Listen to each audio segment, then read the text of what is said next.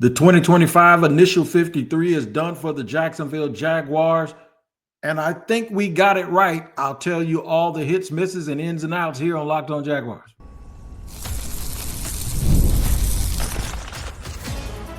You are Locked On Jaguars, your daily Jacksonville Jaguars podcast. Part of the Locked On Podcast Network, your team every day. It is your team every day here on Locked On Jaguars. We thank you for making us your first listen. I am Tony Wiggins, the host of the Locked On Jaguars podcast. You can find it wherever you get your podcast. Make sure if you watch or listen, you tap in at that location each and every day. Been doing this for 20 years as a credentialed member of the media.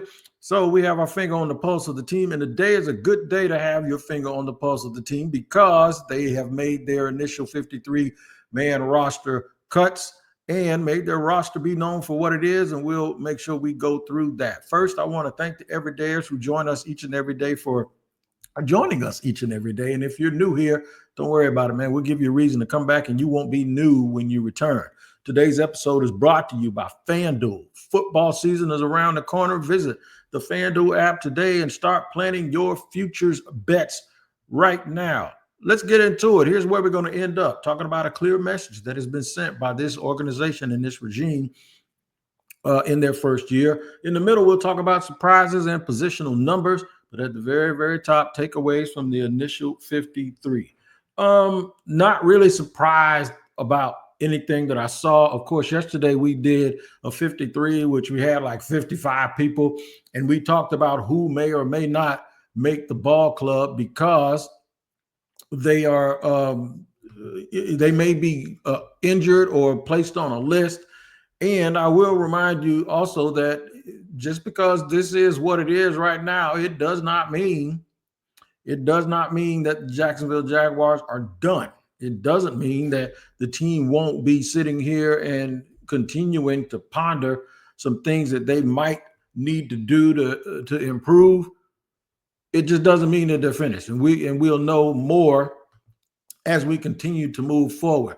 I'm going to go through real quick the guys that are placed on reserve / injured. Caleb Ransaw, rookie, he's on the reserve / injured list. Now, there's another list called placed on reserve injured with a designation to return. So I'm wondering if Ransaw being placed on IR means his season is over. I have to get confirmation from that. I believe so, but I don't like being incorrect. And plus, I don't mind being transparent, saying that I need to find something.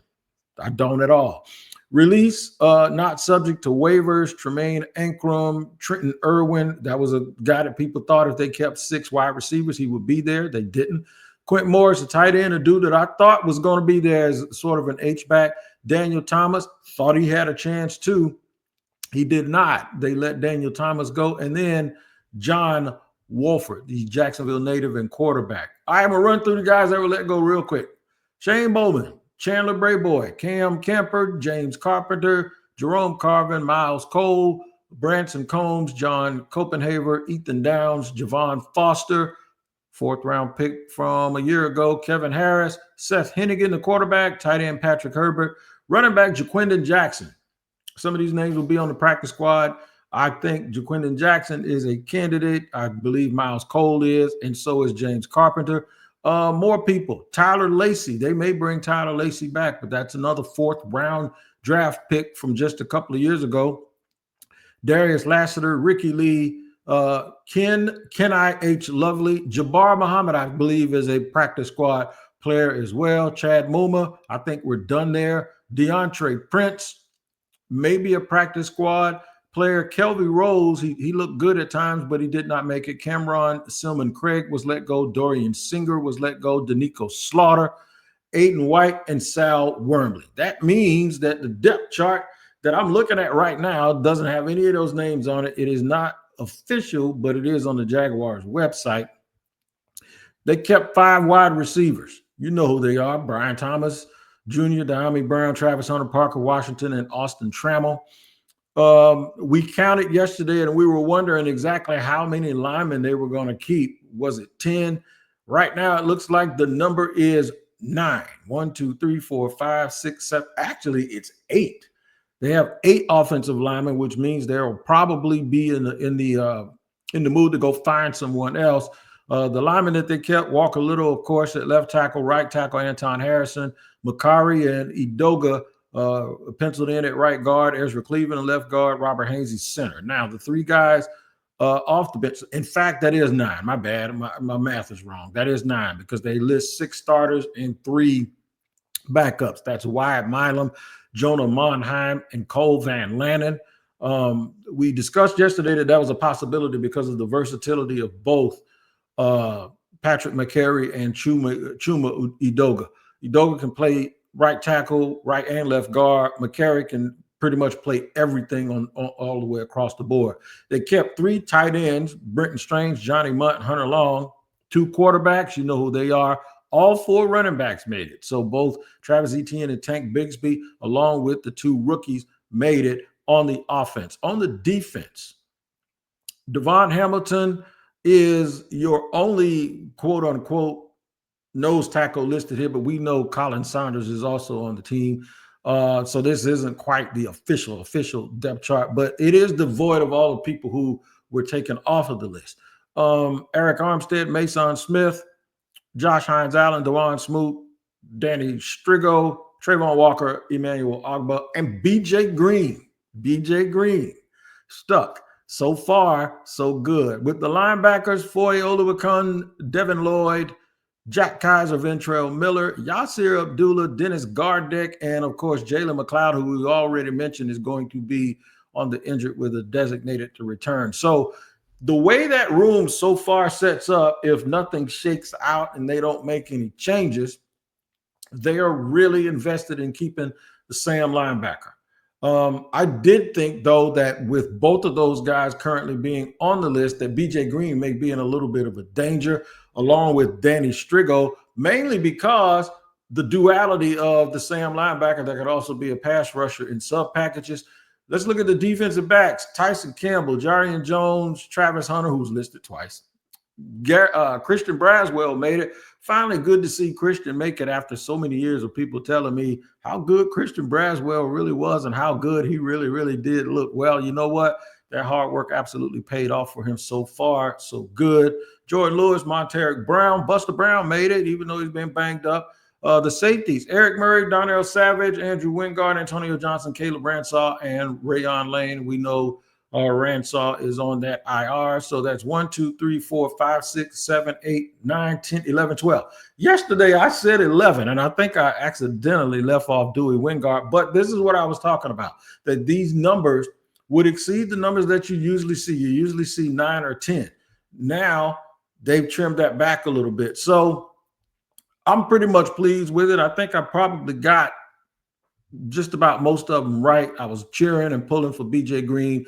I think that was the one player I had on here that I didn't have Danny Strigo either. I thought it was a possibility. So both of those guys in the end still made the team. Now, there's a lot more work to do. It's not done yet. Of course, we will probably end up hearing from James Gladstone when the smoke clears. I know he has something scheduled for Thursday, and my urologist switched an appointment, so I probably won't be able to make it because I don't think I can make it from where I'm coming from. But of course, it's local, so you know we all have people that we can depend on for good information, more than myself, even though I think I'm the best one.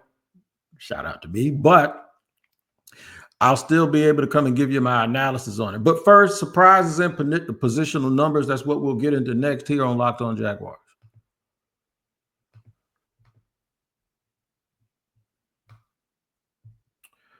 All right, today's show is sponsored and brought to you by FanDuel. That is correct, man. FanDuel is the absolute truth, and you all know it. August 26th is officially FanDuel Futures Day, a brand new holiday for football fans who live for bold predictions and preseason hunches. For just 24 hours, FanDuel is giving you deals on NFL season predictions. So whether you're calling your MVP, eyeing a long shot division winner, or ready to crown your Super Bowl champ before week 1 even kicks off, this is your moment. I'm going to take a flyer right now and tell you that Joe Burrow is going to get this year the MVP trophy that he didn't get last year, even though the Bengals are going to struggle to 500 it's always, we got to pay you back. And nobody knows that more than Baltimore Ravens fans. All right. Visit the FanDuel app today and start planning your futures bets now, because FanDuel Futures Day is one day and one day only. I'll say it again. It's August 26th,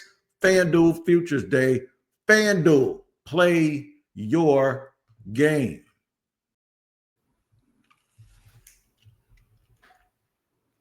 All right, busy day here across the Locked On Podcast Network, and that is no different, of course, than being busy right here in Jacksonville, as the initial 53-man roster has been created by James Gladstone and Liam Cohen. Shout out to them, and of course, EVP Tony Baselli.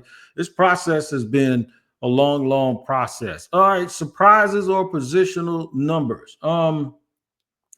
I'm not really surprised about anything that we've seen today. We talked about Chad Muma being sort of nondescript, Javon Foster not necessarily being someone that did anything to catch your eye. I did wonder how they were going to move with Jaquindon Jackson, the big running back, and whether or not they would be able to find a trade partner, if you will, for one of the other backs, and then keep him, because he let that room look a little bit different. That did not come into fruition. The Jaguars did trade Fred Johnson and get a 7th-round pick from the Eagles, but they released their names a little bit later than most people did too. And maybe they were still cooking up, trying to let everyone commit to everything and then be able to work some deals out, instead of going out there too quick and letting people know who they were going to release. But they got it out right in time. There was a lot of people talking about Seth Hennigan. Maybe they would keep him, and a lot of folks not happy about Mullins still being the backup. But I talked about that early in the week. Like, why would that make sense if you haven't brought anyone else in here all summer that knows the system? Why would you get rid of somebody that at least knows how to function in the offense and understands the expectation of the coaching staff? Miles Cole, not surprised. I actually thought he was better than a 7th-round pick when he was picked last year. Made the team last year, will probably end up, if not on this practice squad, some other practice squad. But really, no other things on here were surprises. I know there was a lot of DeAndre Prince love from last year, and people thought he didn't really get a shot. But waived and injured also here, I forgot, it was Eli Panko. Now, there was a lot of thought that when he didn't play the other night, that would mean the Jaguars were holding him back. But I kind of cautioned everybody that just because you see some guys out here a little bit longer, it doesn't mean that they're on the bubble. It just means that they had to have X amount of people who they wanted to play. And then they expected certain guys to make plays, like Jack Kaiser and Yasir Abdullah. They both made plays when they should have been making plays, because they were out there and they were the best players the Jaguars had on the field. So that worked out really, really well. Quentin Morris, if this all comes down to alignment and how the Jaguars are going to play it. So just like they kept more Sam linebackers than you would expect, they also kept less tight ends than I anticipated. And I thought that they would keep 4 because of the differences in the type of players they are. Although Brenton Strange can actually block, and Brenton Strange can also play the H-back position. Hello. So yeah, lots of moving things, lots of things that happen, but nothing that really, I would say, like shook me up to the point where I'm like totally surprised. Trenton Irwin and Quentin Morris are both guys I thought kind of had a shot. Daniel Thomas, I don't have an eye in the sky, but I know his value on special teams, and I know how people feel about people that play special teams that can also play 11 on 11 when it's time from the defensive position. That means that they really like Rayon Lane and what he's bringing to the table, because that means that he's going to be on this team and he's going to be their designated dude on special teams. And really, that's really his superpower. That's what he does really, really well, and it showed up here in the preseason. Maybe 1 or 2 young edge rushers more than I thought that they would keep. But let me tell you what that probably means. They really like Strigo and they really like BJ Green. Emmanuel Ogba is older. Dewan Smoot, it doesn't seem like he's getting older. He still looks the same as he always did, but he is, right? These are guys that you'll have in development that you trust, that have been in your system, that you can kind of shape and mold the way you want them to be. And as we move further down the line, guys that don't cost a whole bunch, who maybe next year, when you look up and you see those two veteran guys that are on those contracts, it gives you a little bit of flexibility to take a look, see where they are in their development. And both those guys, I believe, can also play special teams. You know, when you're 21, 22 years old, you probably play special teams. Not surprised by the linebackers whatsoever, other than the fact, like I said, they kept two Sam types with Yasir and Dennis Gardeck. A little bit pleasantly surprised for Christian Braswell, because somebody told me Braswell just looked great. And I told them Braswell always looked great. He's a technician. I had even former staff members rave about Christian Braswell, and they just never really seemed like they could get in line with him being healthy and him getting a little bit of a shot. Lots of safeties, 6. If you include Ransaw, if you don't, they still kept 5. And look, they got 6 corners, 5 DB. That's without Ransaw. That's 11 people. And one thing I do pride myself on is being open and admitting just yesterday, look, it's hard for me to cut one of these DBs, man. And somebody even pointed out that I didn't even mention Dewey Wingard, and that was just a mishap because Dewey's going to start. But not surprised that number is a little higher than it normally is when it comes to roster time. It's usually 9 or 10, and it's 11. 12 if you include somebody who's on IR. But I do think the competition there was heavy. And this is for all the people that told me they needed to go out and get a defensive back. I'm like, who are they going to get? Somebody said today, you trade Tyson Campbell. I'm like, you know, they gave him $39 million up front, and it kicks in now, this year. So even if you get a 3rd round pick for Tyson Campbell, guess what that means? He's walking away from here with a $39 million real money boost to his pocket. And you can talk to me all about amortization and spreading it over the life of the contract, but you just can't get back $39 million when a dude ain't even start earning it yet. That's just not good economics in the National Football League. And sometimes you got to think about those things. At least in my position, I got to think about that stuff before I say it, because even if my emotion is feeling it, it's just not something that you can tangibly do. So, yeah, man, a clear message was sent, though, and the message is this. And this message is not to anyone who got fired from the front office, but this message is being sent, and it's a different message from that front office. We ain't keeping these bad players, especially the ones that we can financially get rid of. If they don't fit, they're gone. We're not going to sit here and try to force something on these coaches. I think that's a difference. So we're going to talk about the alignment aspect that some people thought was personal from me when Shad initially did not remove Trent Baalke from being GM, and I went slap crazy and called Shad the worst owner in the league. I took it back a few weeks later when he changed, but it was all about getting to where they are now. I'll tell you the good part about that, and then tell you what I'm not saying in just a second here on Locked On Jaguars.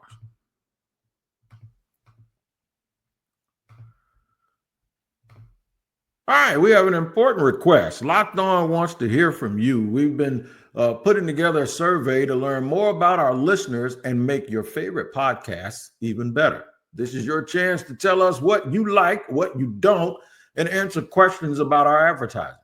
Go to lockedonpodcast.com/survey to get started. Everyone who completes the survey will be entered for a chance to win one of 10 $100 Amazon gift cards. Again, that's lockedonpodcast.com/survey. So you also can find the link in the show notes here on this show. Thanks for helping us out here at the Locked On Podcast Network.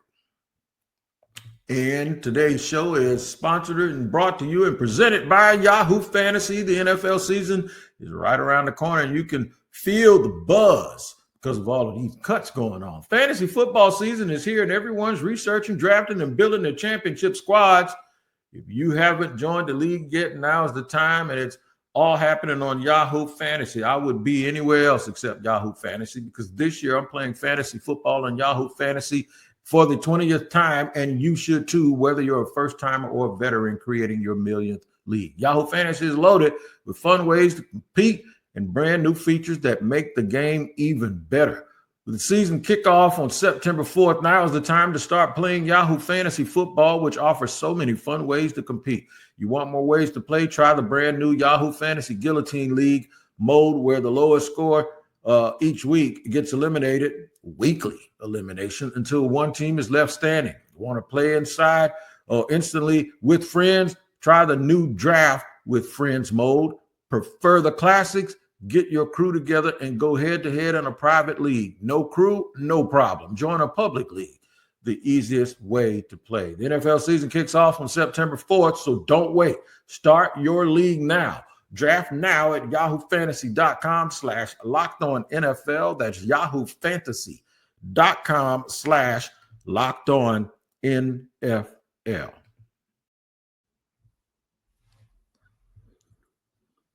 Moving and grooving, sliding up on you here on Locked On Jaguars, where it is your team every day. Make sure y'all go to lockedonpodcast.com and hit up that newsletter. We got a great newsletter, man. And it gives a lot of information and some things that you guys may or may not know about us and about how we cover the team. Make sure you check that out on lockedonpodcast.com. All right, listen, a clear message is sent. That message is that alignment is real. There was no one in the building that pulled off the same thing that they did last year. And what I mean by that is, okay, we're going to change one thing, which is the defensive staff, bring another staff in. You bring another staff in, and no matter if this was an edict or not, the way this goes is, look, we had a problem. We need you to fix the problem. And the offense is not the problem. It was the defense, and we know that wasn't necessarily true, but put your imprint on this. We're going to find the one thing that we think is the biggest problem and try to change everything to fix that problem and make all of this stuff look the way it's supposed to look. Turns out that was wrong. The defense got worse. Might not have been the coaches. Maybe Ryan Nielsen, maybe he left this saying, oh, it wasn't nothing but do with the coaches. It was the people, the players. And this thing is broken. Like, we can't fix this. So this is why I didn't want Trent Baalke, not because he was Trent Baalke, although I will admit that had a little bit to do with it, because Trent Baalke had a track record of not being very good at what he did, in my opinion. But it didn't mean that everything was bad. There are players right now on this team that he picked that we cheer for, and we're glad they're here. Brian Thomas Jr., Cam Little, all of those. We're glad they signed Foye Oluokun, right? We're glad they finally agreed to understand to extend Walker Little. We don't like how they went about it and how they did it, but we're happy with that, right? You're happy, obviously, with certain players on this team that they went out and got. But it's not – football and building teams, in my opinion, is not about whether or not you can cherry pick talent and get it right. Look no further than the Dallas Cowboys. Dallas picks a lot of really good players, right? That's not the whole thing. It's about messaging. It's about structure. It's about being in line. It's about all of that. And I've thought that the more they just kept anything or any remnants from what was a terrible regime and past would bleed over like baggage into the future of this football team. And you would then be having to do a very adult thing and listen to your coach and side with your coach and get rid of players that you really, really like. And you would also have to go out and possibly replace those players with other people in free agency. And that is going to be done 2 weeks after you hire your coach. So your coach is coming in blind a little bit, and he has to trust that you know what you're doing. Now, what happened was they went and got a coach and a GM and let him build his staff. And the coach and the GM are people that have the same philosophy. The folks that they hired on the staff have the same philosophy. So now, even though you have all of these different people, what you have is them looking through a singular lens. And I'm not just talking about kumbaya, we're going to sit around here and make this work, singular lens. I'm talking about The natural lens that they have, the pedigree that they have, everything about them is already in line. What's understood doesn't need to be explained. So we're going to be able to communicate a little bit better. We know what we're looking for. We understand our standard. We understand how it's going to play out. We know exactly what our philosophy is, and it is lined up. So we don't have to spend our energy trying to be nice and play nice and blend in. Therefore, what we can now do is do everything that we need to do without worrying about hurting somebody's feelings, without worrying about stepping on people's toes. It's bad enough that these guys are trying to live their dreams and you just ran 37 people out of the building today over the last couple of days. It's bad enough that that's a hard thing to do. It's even worse when other people have their feelings involved because you're telling them that the people that they pick can't play. All of that stuff is out of the window. Now, what I am not saying is that this is going to work.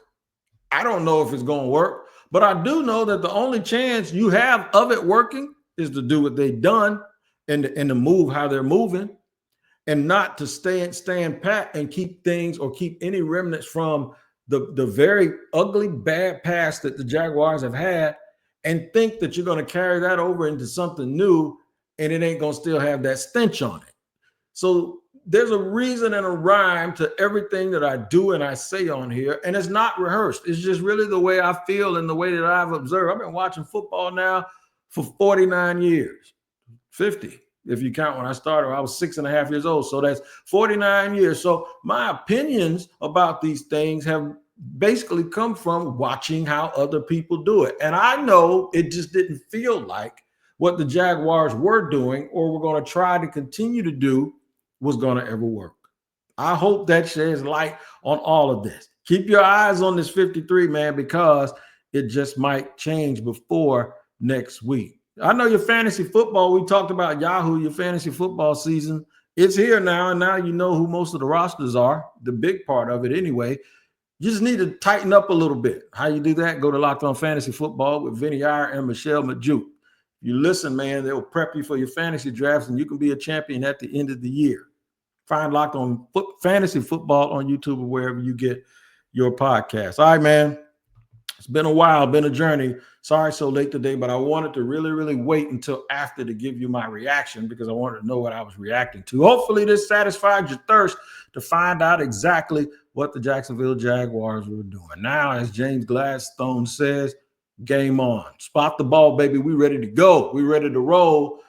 And we'll be talking about it as we build up to the opening day here on Locked On Jaguars. Y'all take care. We'll see you later.